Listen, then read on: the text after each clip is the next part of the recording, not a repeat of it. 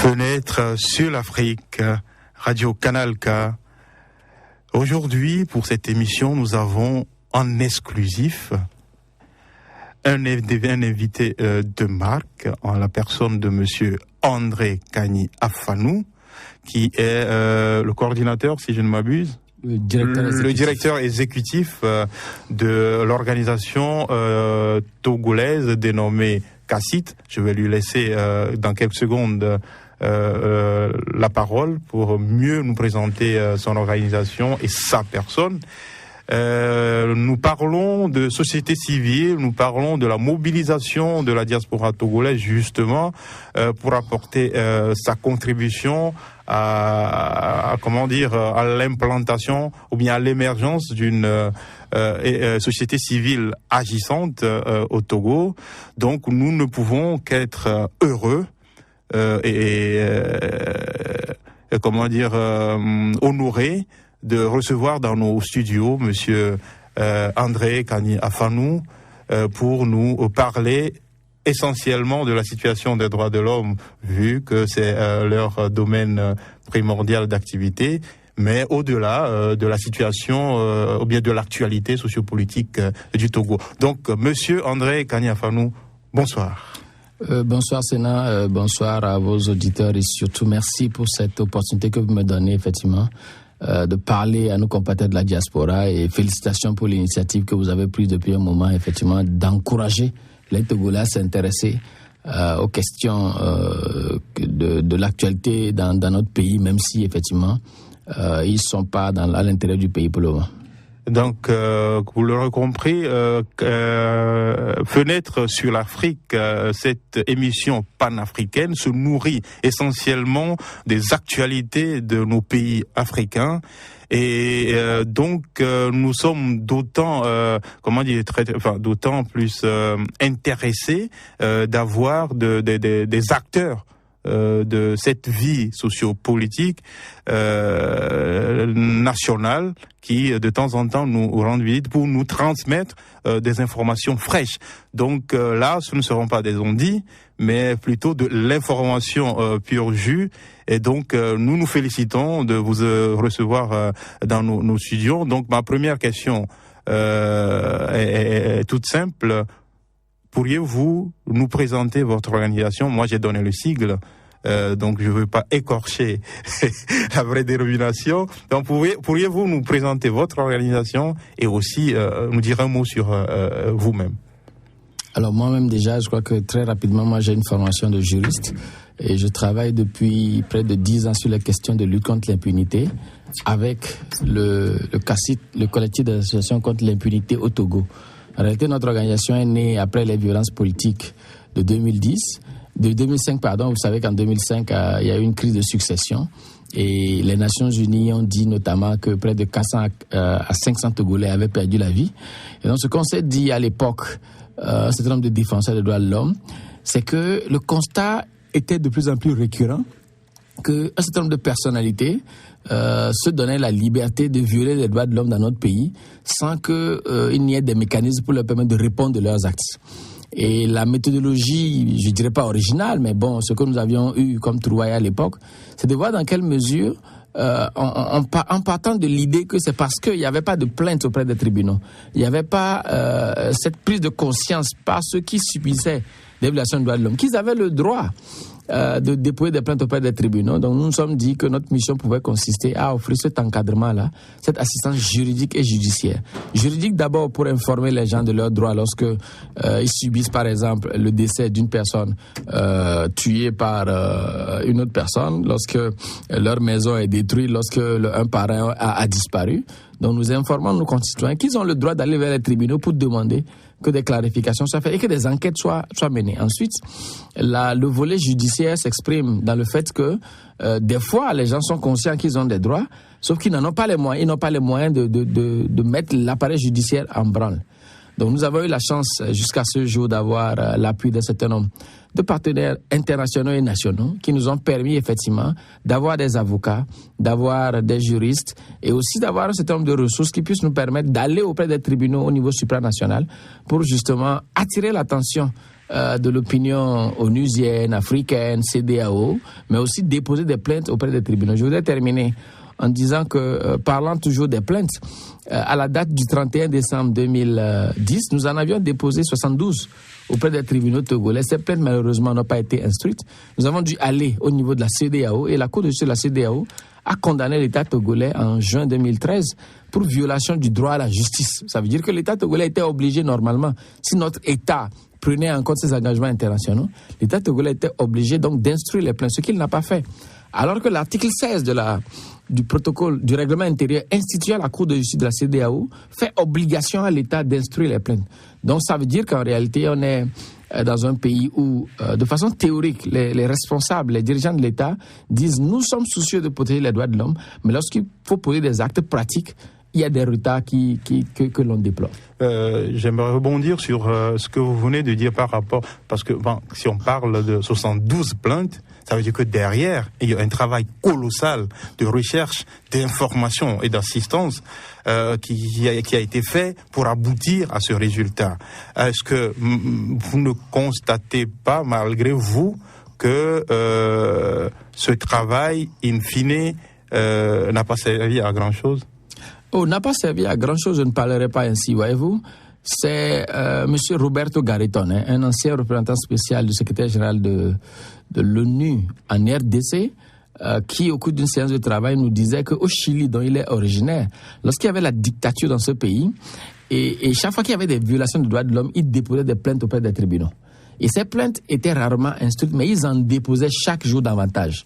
La réalité, c'est que lorsque, par la grâce de Dieu, dira-t-on, le régime dictatorial au Chili est tombé, c'est sur la base de ces plaintes-là que des éléments de preuve ont pu être constitués. Ça veut dire qu'en réalité, chaque fois que nous déposons des plaintes et que ces plaintes n'avancent pas, nous prouvons aussi à l'opinion internationale que les déclarations de bonnes intentions que font les autorités ne se traduisent pas forcément à travers des actes concrets. Moi, j'ai la chance, dans le cadre de mon travail, de temps en temps, de côtoyer ce qu'on appelle les mécanismes onusiens. Et je puis vous dire que lorsque nos gouvernements, le gouvernement togolais, le Bénin, le gouvernement africain de façon générale, lorsqu'ils vont devant les instances internationales, ils font croire, en tout cas ils donnent l'impression que leur volonté de promouvoir et de protéger les droits de l'homme est sans faille.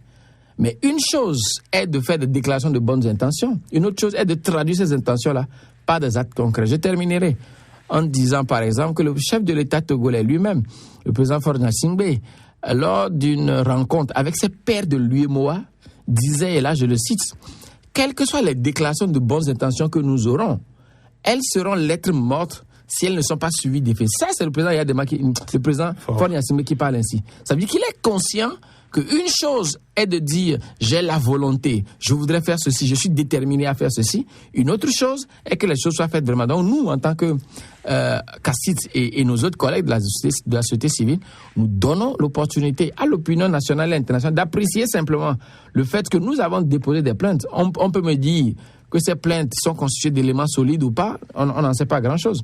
Mais nous donnons la possibilité à l'État du Togo de garantir le droit à la justice de ses citoyens, conformément à la Constitution, conformément au pacte sur les droits civils et politiques, conformément à beaucoup de textes que le Togo a ratifiés. Mais lorsque notre État ne le fait pas, c'est une preuve pour que la communauté internationale mette un peu plus la pression. Pour finir sur peut-être cette première question, 72 plaintes diverses et variées, selon vous, de par votre expertise de la chose, qu'est-ce qui empêche, qu'est-ce qui bloque l'appareil judiciaire togolais d'aborder ou bien de faire prospérer ces plaintes précisément? Je classerai les raisons, je dirais, à deux niveaux. Il y a des raisons structurelles, des raisons conjoncturelles. Les raisons structurelles, c'est que notre État lui-même a en son sein un certain nombre de pesanteurs. Et l'histoire politique du Togo ne permet pas aux magistrats de notre pays de comprendre que depuis 1990, notre État est résolument engagé dans la construction d'un État de droit, caractérisé, entre autres, vous le savez, par la séparation des pouvoirs. Et donc, il y a une certaine autocensure que les magistrats se donnent jusqu'à aujourd'hui, où ils se disent, oui, c'est vrai que des plaintes ont été déposées, mais est-ce que c'est moi qui vais oser, entre guillemets, juger des plaintes relatives à la situation de 2005, situation qui elle-même a permis au président actuel d'être au pouvoir. Donc, cette pesanteur-là, les magistrats togolais se donnent cette pesanteur-là. Il leur manque, à mon avis, beaucoup de courage. Maintenant, de façon conjoncturelle, il se fait que dans notre pays, aujourd'hui, il y a des réformes qui sont mises en œuvre. Et lorsque ces réformes avancent, les gens ont l'impression que ces réformes ont pour objet d'aller contre quelqu'un. Alors que ce que nous voulons, c'est simplement, en prenant là encore exemple sur d'autres pays. Et vous savez, dans un pays comme le Niger, par exemple, lorsque le président Mamadou Tandja a perdu le pouvoir et qu'il a été arrêté, c'est à la Cour de justice de la CEDEAO qu'il est allé, justement pour demander que son droit soit rétabli. Je prenais un autre exemple, le président Saddam Hussein, à l'époque, lorsqu'il était en Irak, les organisations internationales de défense des droits de l'homme lui disaient qu'il fallait s'engager dans l'abolition de la peine de mort. M. Saddam Hussein n'acceptait pas. Sauf que la roue de l'histoire étant têtue, à un moment donné, il a perdu le pouvoir. Et quand il a perdu le pouvoir, le droit positif à l'époque, c'est-à-dire l'ensemble des règles qui existaient, le droit pénal étant, vous le savez, d'application stricte, c'est ce droit qui lui a été appliqué et ce droit positif prévoyait la peine de mort. Saddam Hussein n'aurait jamais été tué si auparavant il avait pensé à abolir la peine de mort. C'est vous dire qu'aujourd'hui, dans notre pays, un certain nombre de personnalités ont l'impression qu'elles seraient au pouvoir ad vitam aeternam. Et ils n'envisagent pas un moment qu'il faille créer les conditions pour que la justice soit indépendante et que les réformes dont on parle au niveau théorique puissent se traduire dans les faits. J'espère au final que tout ce que nous disons là, tout ce dont nous faisons état comme préoccupation, n'est qu'une vue des gens peut-être qui sont déçus de ne pas voir prospérer leur plainte et qu'au final, surtout avec le récent gouvernement qui a été formé, gouvernement à la tête je ne parle pas du Premier ministre forcément, mais à la tête du département de la justice, il y a un magistrat reconnu aujourd'hui quand même comme étant l'un des plus compétents et l'un de ceux qui jouissent d'une certaine probité au sein de la corporation. Je parle du juge Pius Agbetomé. Nous avons eu personnellement à travailler avec lui. Il nous a reçus en audience. Et ce que nous avons entendu, c'est aussi des déclarations de bonnes intentions.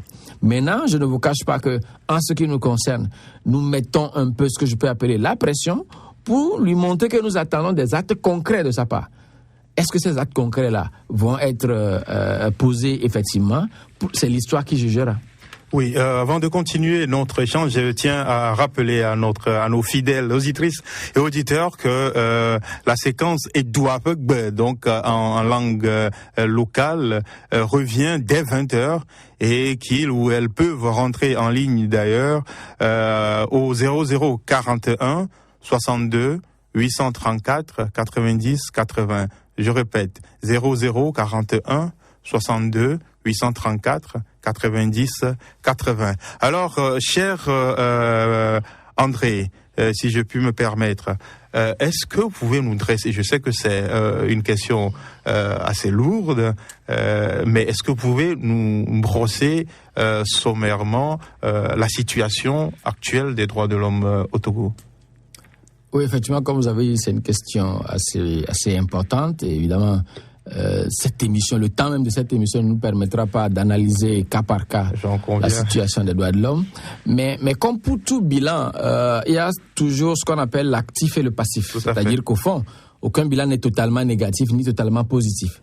De toute façon, quand vous prenez de 1990 à aujourd'hui, il y a un certain nombre de libertés qui sont acquises. Et ça va être difficile de les retirer aux Togolais. Je prends par exemple la liberté d'expression. Aujourd'hui, la liberté d'expression, de façon définitive, est ancrée dans les mentalités.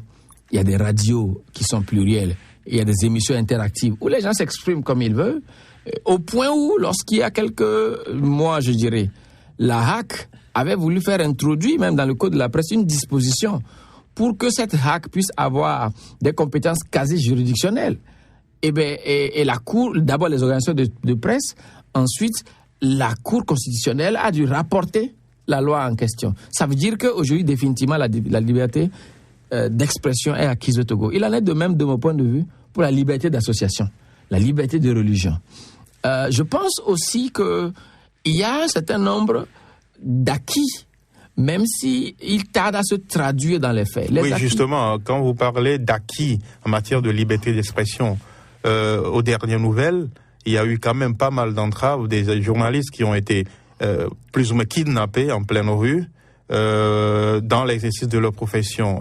Est-ce que c'est des entraves? Est-ce que c'est des manquements? Mais est-ce qu'on peut, en tout cas pour aujourd'hui, parler de réel acquis en matière d'expression, je veux dire, de liberté d'expression? Je confirme qu'en ce qui me concerne, je parlerai d'acquis. Vous savez, j'ai la chance de travailler aussi sur la situation des droits civils et politiques dans beaucoup d'autres pays, notamment au niveau de la sous-région. Et quand on fait la comparaison, je peux vous citer minimum 5 pays. En Afrique de l'Ouest d'abord, où il n'y a pas de comparaison par rapport au Togo. Ensuite, je vais peut-être dire quelque chose qui ne va pas plaire à mes amis les journalistes. C'est qu'aujourd'hui, avec les états généraux de la presse qui ont eu lieu récemment, la question se pose de savoir jusqu'à quel niveau, effectivement, la presse peut être libre de publier un certain nombre d'informations qui n'auraient pas été vérifiées en aval. Vous savez, c'est très difficile lorsque vous avez le pouvoir des médias, lorsque vous avez un journal et que vous publiez une information que vous n'avez pas vérifiée, alors que vous avez peut-être porté atteinte à la crédibilité d'une personnalité.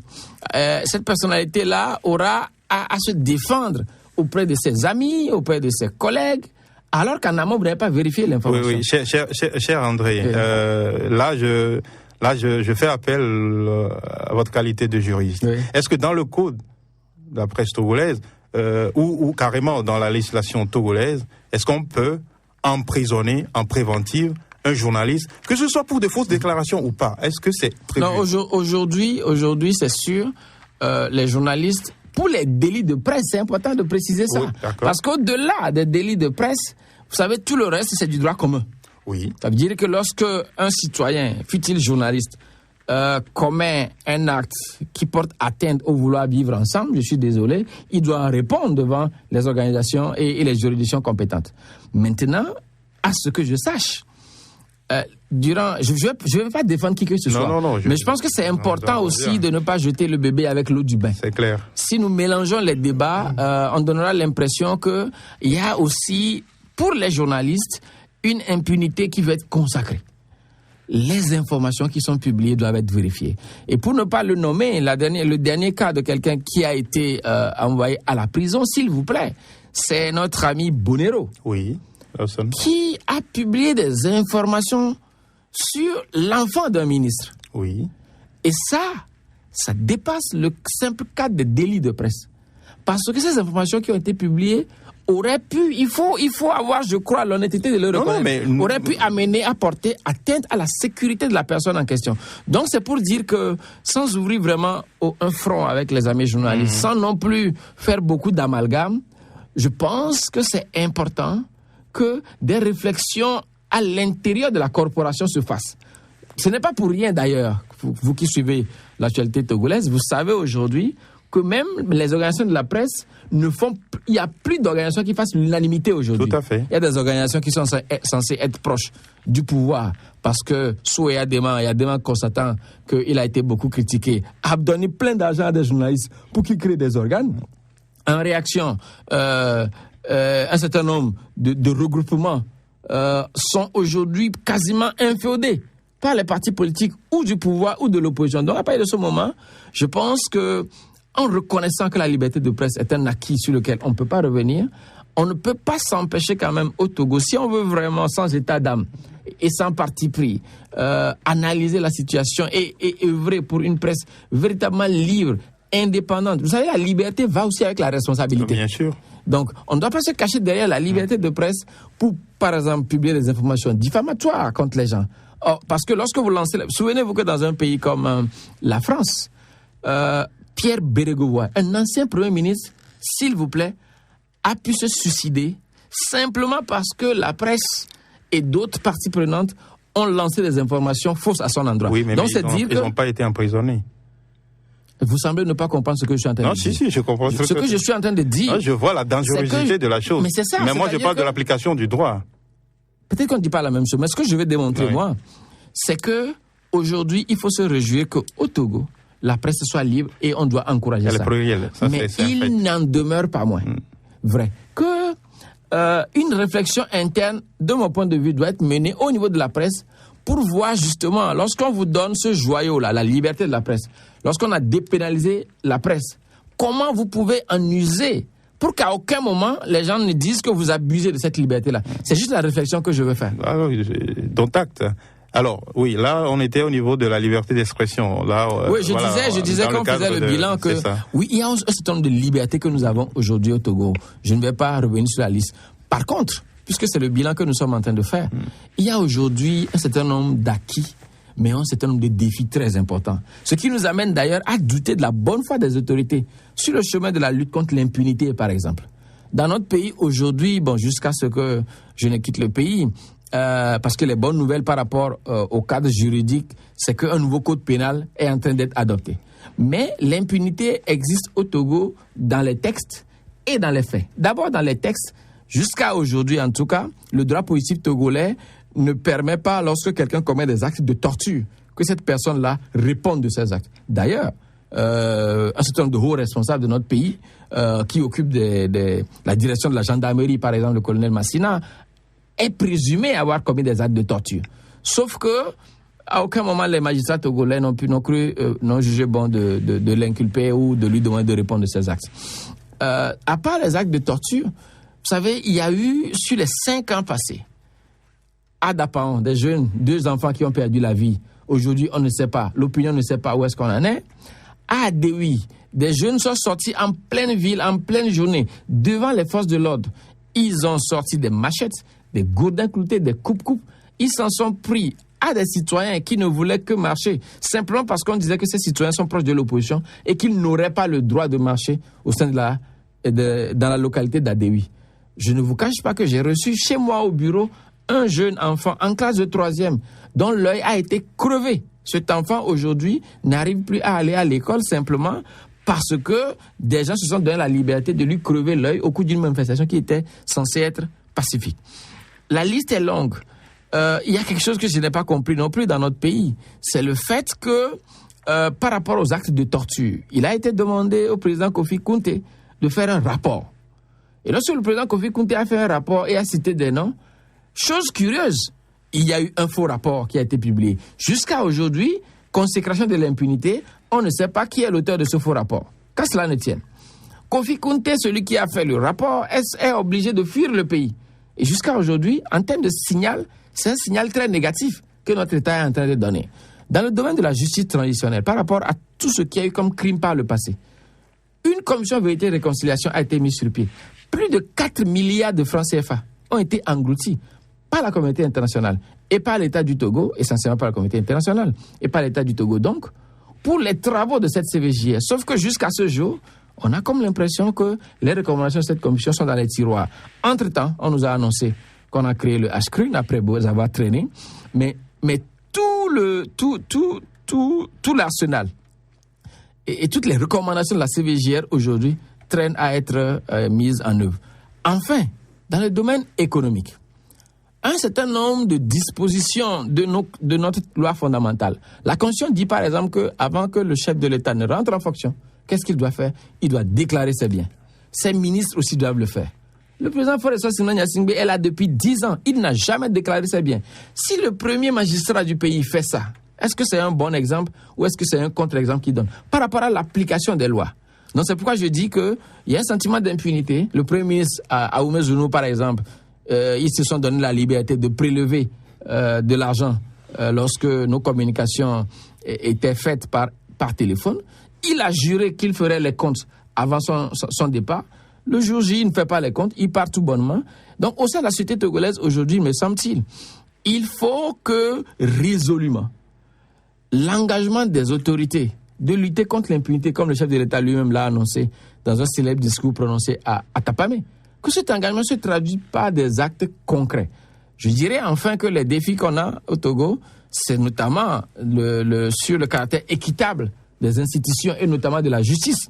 La justice, vous le savez peut-être mieux que moi, c'est le cœur du dispositif de protection des droits de l'homme dans tout pays. Ça veut dire que lorsque l'État pose un acte, quand par exemple dans le domaine de la liberté de manifestation, la veille, lorsque un parti politique, une association veut manifester, vous voyez le ministre de l'Administration territoriale et son collègue de la sécurité se présenter à la télé pour dire « cette manifestation n'est pas autorisée ». Dans les pays, je dirais, démocratiques, ce sont les tribunaux administratifs qui, au final, se prononcent sur le caractère légal ou non de l'interdiction. Jusqu'à ce jour, ces tribunaux ne sont pas opérationnels dans notre pays. Il y a d'autres défis qui sont à relever Et j'espère simplement que notre État prendra conscience de ces éléments et mettra aussi en œuvre, peut-être dernier point encore, toutes les recommandations des instances internationales. Il y a plein d'instances onusiennes qui ont condamné l'État à poser ce certain nombre d'actes et ce n'est pas fait à ce jour. Oui, cher André, une question qui touche directement au-delà de vos différents engagements, qui touche même, la situation des OZDH au Togo. Question précise, réponse précise, s'il vous plaît. Est-ce qu'il y a aujourd'hui une certaine concurrence dans les missions menées par les associations de la société, surtout qui défendent les droits de l'homme? Je prends un cas concret. Qu'est-ce qui se passe entre le CACIT et la CIVITO?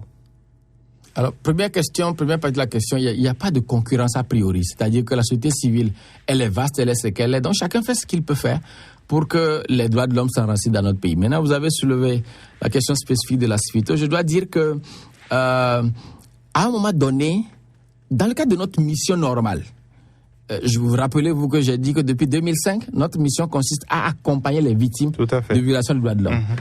Cet accompagnement est juridique, judiciaire. Il peut, selon les cas, être médical. Il peut aussi être psychologique et social.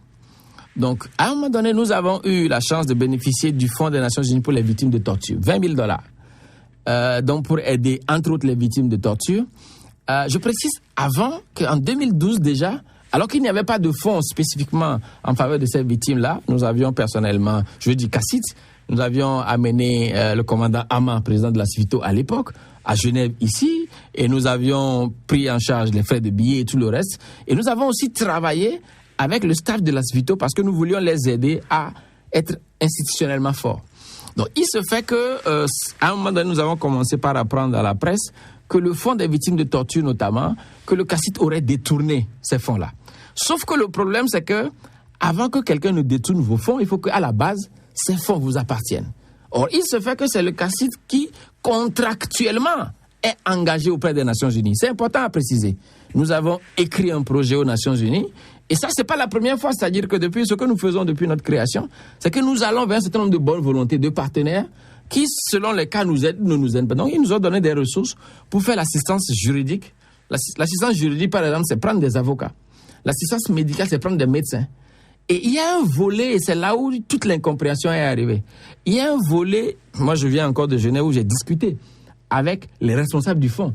Le volet social qui consiste à distribuer de l'argent aux victimes n'est même pas un volet important du Fonds des Nations Unies pour les victimes de torture. Mais nous, compte tenu des réalités togolaises, on s'est dit, les gens sont dans une situation précaire, donc nous avons donné un certain nombre de fonds, mais les victimes ont estimé, en tout cas certaines d'entre elles, ont estimé que c'est tout l'argent qui devait leur être donné déjà. Sur les $20 000, on leur a donné, je crois, quelque chose qui correspond environ à 150 000 francs CFA. Et donc, en faisant les comptes, 150 000 francs fois 10, en trouvant 1 500 000, ils se disent, ah non, pourquoi ils ont pris 10 millions et ils ne nous donnent que 1 500 000. C'est ça, la base de l'incompréhension. Et la façon dont le truc était dit, et des articles ont été publiés sur Internet, avec des titres vraiment très, très difficiles à supporter pour nous, qui à la base voulions les aider. Donc, au fur et à mesure, la confiance a commencé par s'effriter. Ça, c'est la réalité. Même les Nations Unies, qui ont un bureau à Lomé, ont engagé un processus de dialogue à un moment donné qui n'a pas abouti. Au point où nous avons décidé, mais vraiment en toute liberté, de ne plus continuer par travailler avec ces victimes-là. Ce qui n'empêche qu'avec d'autres victimes, parce que, en fait, à la base, c'est quoi? Nous avons des ressources mobilisées auprès des partenaires et nous aidons ceux qui veulent bien qu'on les aide. Si en plus de ne pas accepter de se faire aider, les gens nous vilipendent, vous comprenez bien que voilà un peu la situation qui nous a embêtés. Une partie de vos confrères au niveau national ont jugé utile aussi de relayer ça. Nous respectons un peu le travail qu'ils font, mais je dis simplement effectivement que lorsque vous faites des publications et qu'en amont, vous ne procédez pas à des vérifications, après, la publication diffamatoire est déjà partie. Ça va être difficile à corriger après. Oui, donc merci. On va marquer une courte pause et on reviendra sur cette discussion.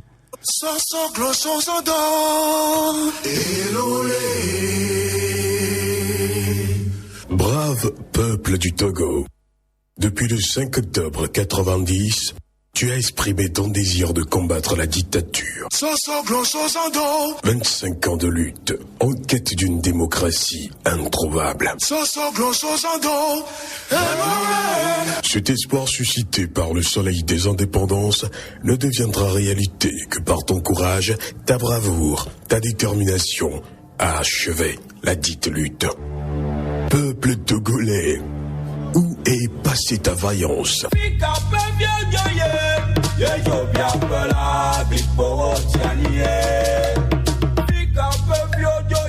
Mon frère, ma sœur, prépare-toi à devenir acteur, actrice de ton avenir.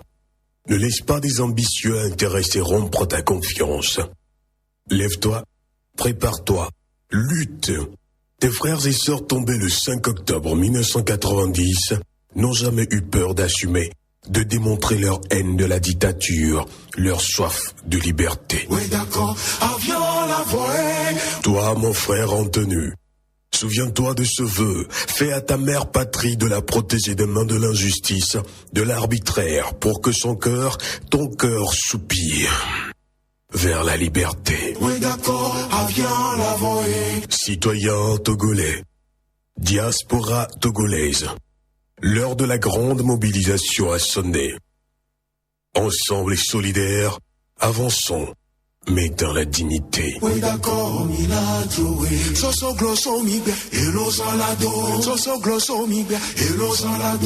Ceci est une initiative du groupe de Fenêtre sur l'Afrique, GFSA Suisse, en collaboration avec l'association Ensemble pour les droits de l'homme, EDH, basée au Togo, et avec le soutien du mouvement du 5 octobre 90, MO5.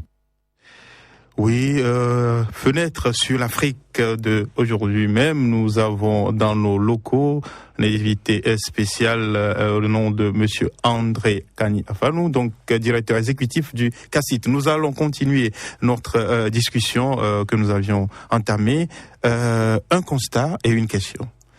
De par toutes les activités que vous menez, que vous venez de nous exposer, il est tout à fait normal ou naturel qu'on se demande comment le régime en place ou bien les autorités publiques apprécient ou se comportent vis-à-vis de vos travaux. Alors, ma question, quel est le rapport que vous entretenez avec les autorités publiques?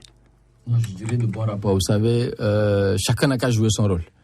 Les autorités sont en place, détenteurs de la puissance publique, et sont censés effectivement, par rapport à un certain nombre de prérogatives, assurer le bien-être de nous tous, développer des plans et des programmes dans ce sens-là et répondre de leurs engagements devant la communauté internationale. En ce qui nous concerne, nous citoyens, nous sommes organisés pour faire la formation des citoyens, l'information, la sensibilisation et élément très important, le contrôle citoyen de l'action publique. Aujourd'hui, nous sommes en 2015 et lorsque le chef de l'État, Faure Essassina Gnassingbé, nous fait des promesses lors de la campagne, il est obligé de les respecter. Ce d'autant plus que l'un des principes essentiels dans un régime démocratique, c'est la redevabilité. Donc c'est nous qui faisons ce travail-là. Nous essayons de le faire aussi en respectant un peu, individuellement les gens qui sont là, en présumant qu'ils sont de bonne foi et en faisant nos observations. Jusque-là, ça marche bien. Nous pensons que les choses ne vont pas au rythme que nous souhaitons, mais je pense que nous, on est dans notre rôle. On continuera de parler avec l'espoir qu'eux, ils répondent très rapidement à ce que nous demandons dans différents domaines. Nous avons entendu aussi que vous aviez pris part comme observateur lors des dernières consultations électorales, donc en avril 2015. Quel est votre pouvez-vous nous parler de cette expérience et des enseignements que vous tirez de cette expérience? Mais l'enseignement principal, puisqu'on n'a pas forcément beaucoup de temps, c'est que le Togo doit se réinventer un processus électoral véritablement crédible, équitable et qui inspire confiance à tout le monde. Depuis 1990, on a fait différentes élections, mais ces élections n'ont jamais été véritablement équitables. Les élections dernières ont été faites sur des bases qui n'étaient pas consensuelles et forcément, moi je pense que tout avait été fait par exemple pour que soit proclamé gagnant Faure Essassina Gnassingbé. ça a pu être fait en 2005, ça a pu être fait en 2010, ça a été fait en 2015, mais ça ne peut pas continuer comme ça. Il faut forcément qu'un système clair et crédible soit mis en place. Enfin, je pense que la responsabilité de l'opposition dans cette affaire n'était pas neutre. Vous savez, voilà une opposition qui, à la veille du processus électoral, a annoncé qu'elle allait s'unir, mais qui a commencé par se diviser. C'est un premier indicateur qui n'a pas permis de mobiliser tous ceux qui devaient voter pour eux. Enfin, fait encore plus rare et encore plus inquiétant, ils ont commencé par se vilipender les uns les autres ouvertement.